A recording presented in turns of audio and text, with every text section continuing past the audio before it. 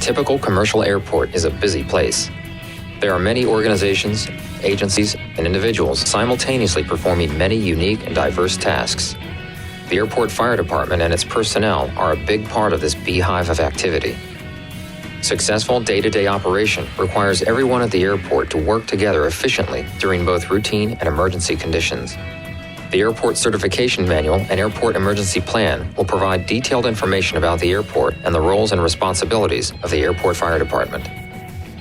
Each airport has an index that identifies the size of aircraft it serves. You should know the index of your airport.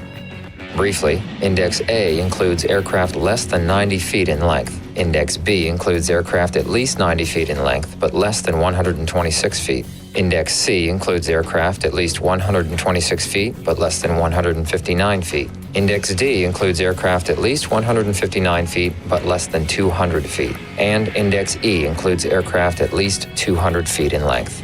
In general, the longest aircraft with an average of 5 or more daily departures determines the index of an airport.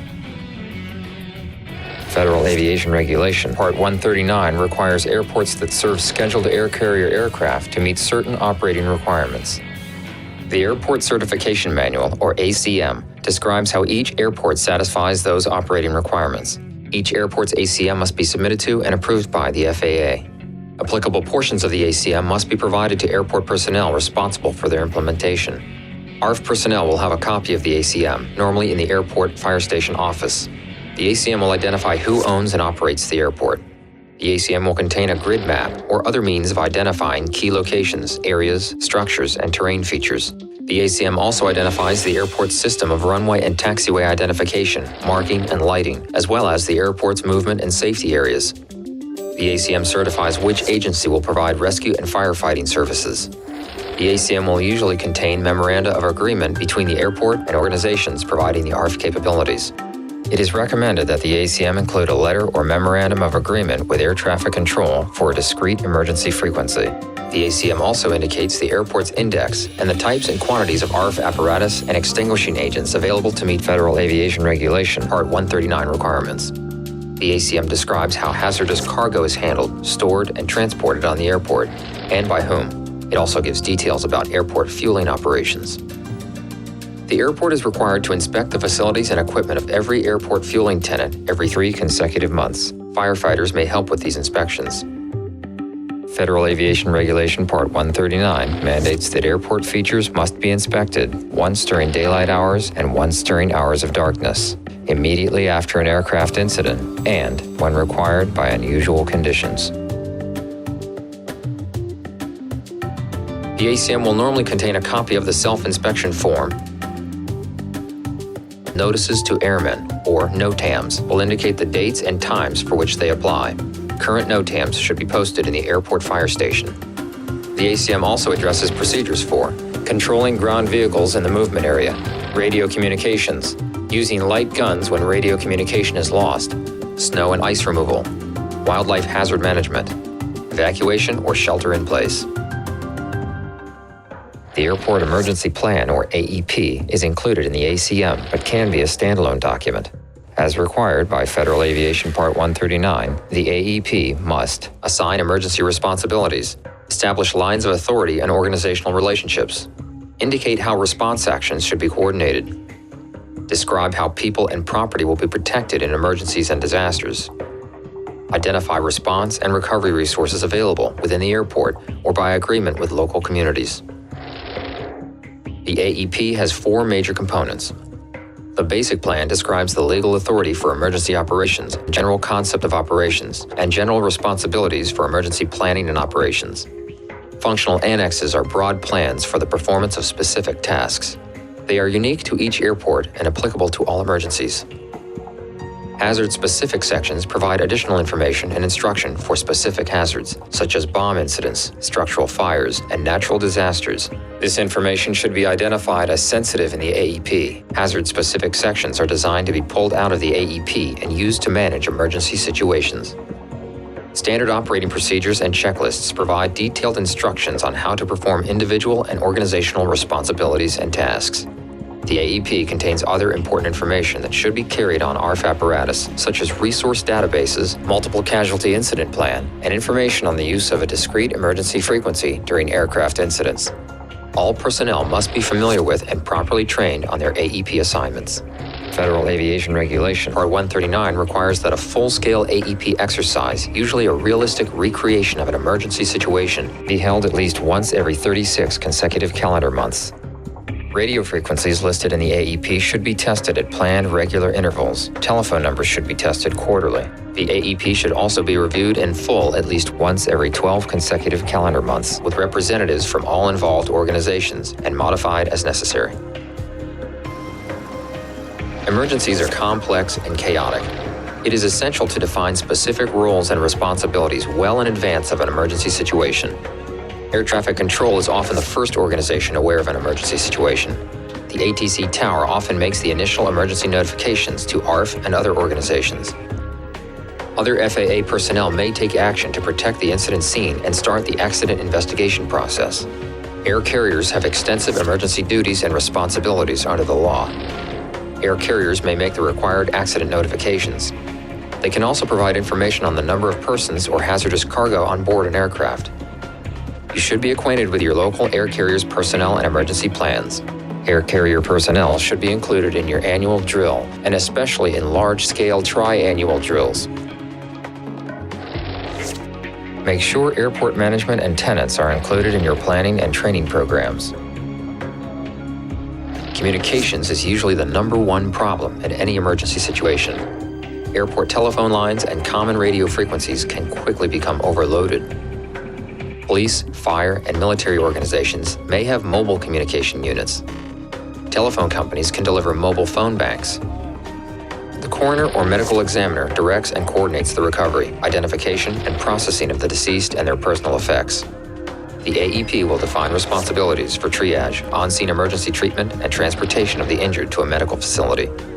The AEP will also identify each building that will accommodate uninjured, injured, and deceased persons, and will provide contact information for all medical facilities and organizations. Saving aircraft occupants' lives is the primary objective of firefighters at a crash site. The fire department will also fight fires, stabilize incident scene hazards, and may assist with emergency medical services and recovery of the deceased. Preservation of the site is the second most important activity. Security of the accident scene is the responsibility of the airport owner until it is released by the NTSB or other official agency. A fire service officer will usually be the initial incident commander. In many instances, the ARFF department will be supplemented by a mutual aid response. Local mutual aid fire departments may have a tremendous amount of apparatus, tools, equipment, personnel, and expertise available for aircraft emergencies. ARFF units should be aware of the available off-airport resources. Additional agencies can be called on to support recovery operations, including law enforcement, the military, the Coast Guard, the Red Cross, and other agencies. Understanding the airport's physical layout, markings, policies, and communication procedures is essential for effective and safe emergency response. The Air Operations Area, or AOA, is the area inside the airport boundary where aircraft movement takes place. The AOA includes aircraft gates, ramp areas, runways, taxiways, and areas for both ground vehicles and aircraft. The AOA is divided into two primary areas, movement and non-movement. The movement area includes runways, taxiways, and safety areas. The non-movement area includes all areas inside the airport boundary area other than taxiways and runways. Aircraft always have the right-of-way over ground vehicles. The only exception is when air traffic control explicitly authorizes a ground vehicle to have right-of-way over an aircraft. A solid yellow line and a dashed yellow line together usually separate the movement area from the non-movement area. Ground vehicles and aircraft must obtain specific approval from air traffic control for entry into the movement area. If there is no air traffic control, or if it is closed, vehicles and aircraft must announce their intention to enter the movement area over the appropriate radio frequency. Taxiways can be identified by letters and numbers, or specific names. Taxiway designations are not standardized and are generally determined locally. Always use the International Phonetic Alphabet to communicate taxiway and other letter designations over the radio. taxiway location signs have yellow letters or numbers with a black background and a yellow border. When facing a location sign, the designation in the box is the taxiway the aircraft or vehicle is on. Air traffic control may refer to taxiways by their relationship to runways. Taxiways can be parallel, cross, or diagonal with respect to a runway. Where a taxiway intersects a runway, there will be a holding position marking or hold bar with 4 parallel yellow stripes extending across the entire width of the taxiway. 2 of the stripes are solid, while the other 2 are broken or dashed. The solid bars mean to stop unless directed otherwise by air traffic control. The broken bars mean free to cross and will be closest to the runway. Yellow lights, known as guard lights, may signal the locations of hold bars. Instrument landing system areas have unique hold bars. Aircraft use instrument landing systems, or ILS, when landing in inclement weather. The ILS glide slope and localizer systems have a safety zone called a critical area surrounding them. The outer boundary of the critical area has unique hold lines and will be marked with a red and white sign.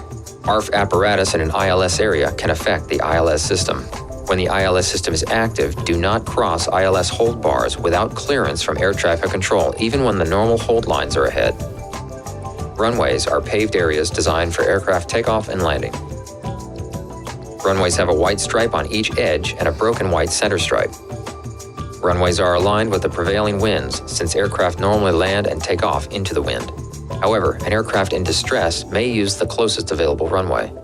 Runways are labeled numerically by compass headings, as seen from the approach end. Depending on the wind direction, either end of the runway could be the approach end. If the prevailing winds blow west to east, the runway would be oriented on the east-west axis. Aircraft moving east to west would see a compass heading of 270 degrees. Runway designations eliminate the last digit of the heading, so this is runway 27. Aircraft approaching the same runway from the opposite end would see a compass heading of 90 degrees.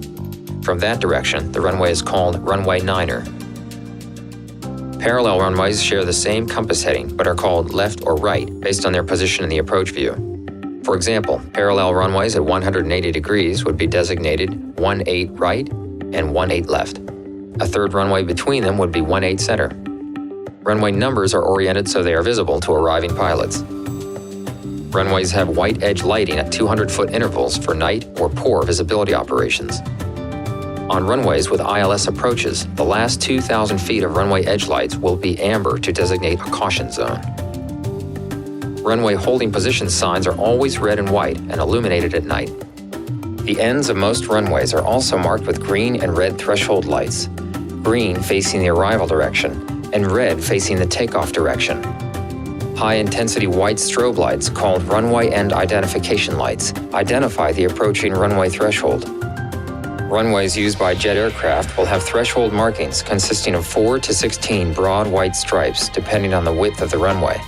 Part of the runway may be unavailable for aircraft landings, but available for takeoff or rollout when landing in the opposite direction. In this case, the runway is said to have a displaced threshold. A displaced threshold is marked by a solid white threshold bar across the runway that shows where the landing portion of the runway begins. The area behind the threshold bar may be used for takeoff or rollout when landing from the opposite direction. If an area behind the threshold bar can be used for taxiing purposes, it will have a yellow taxiway center line down the middle with yellow arrowheads pointing at the threshold bar. Areas used to dissipate jet blast for overruns during aborted takeoffs will be marked with yellow chevrons. Aircraft cannot use these areas in any other circumstances. An X painted on a runway or marked in lights means the runway is closed.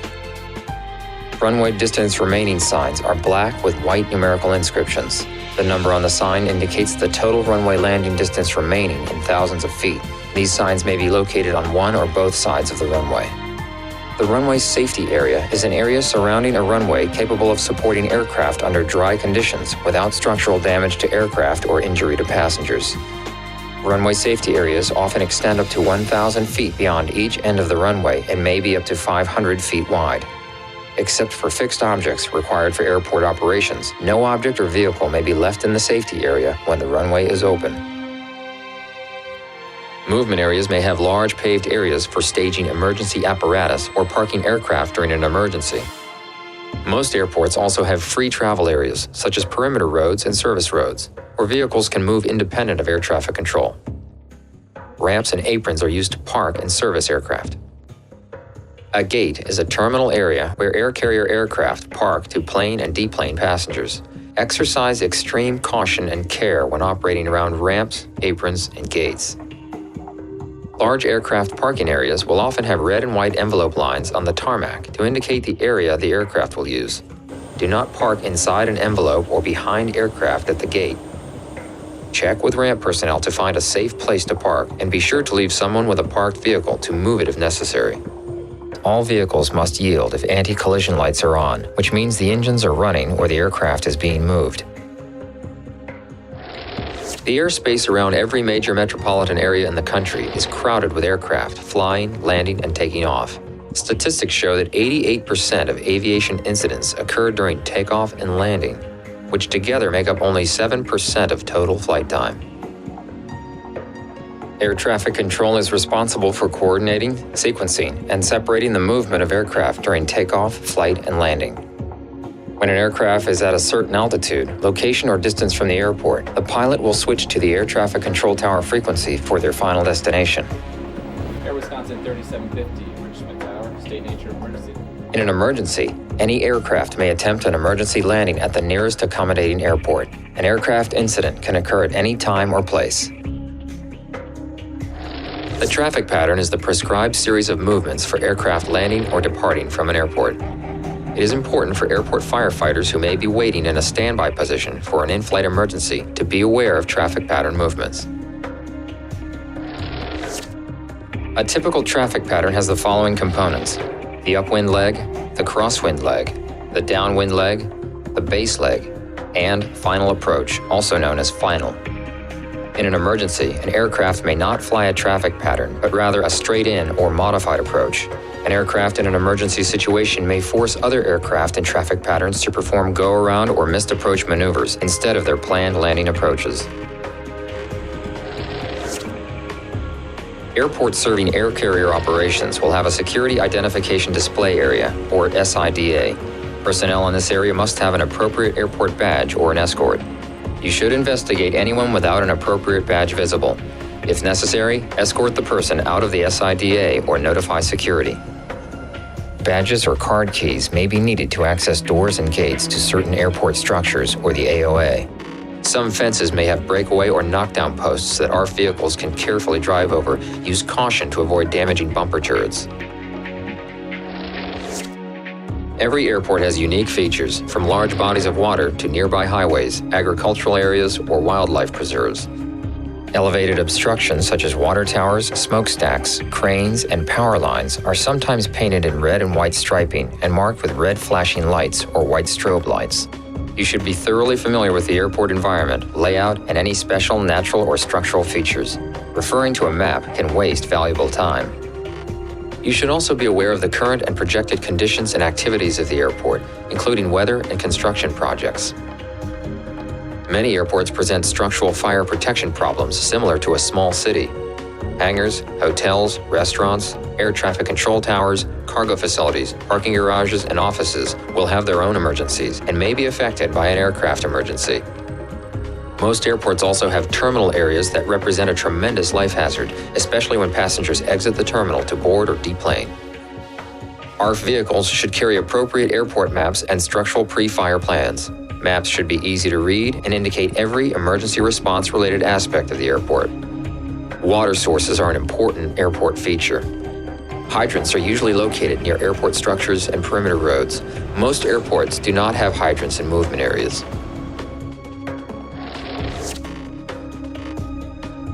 Fueling operations are the #1 fire prevention consideration at airports.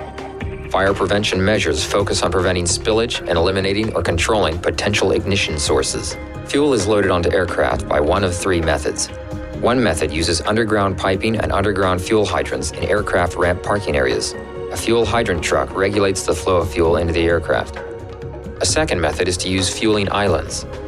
A third and most common fueling method is by tanker truck. To transfer fuel, truck drivers must hold open a deadman device, which will shut down the fueling operation if released. Fuel trucks must also have emergency shutdown switches and fire extinguishers. Larger aircraft receive fuel through single-point fueling connections under the wing or in the fuselage. In addition, almost all aircraft have over-the-wing fueling locations that fill directly into individual tanks. Fire extinguishers are required on aircraft service ramps, fuel loading racks, and fueling vehicles.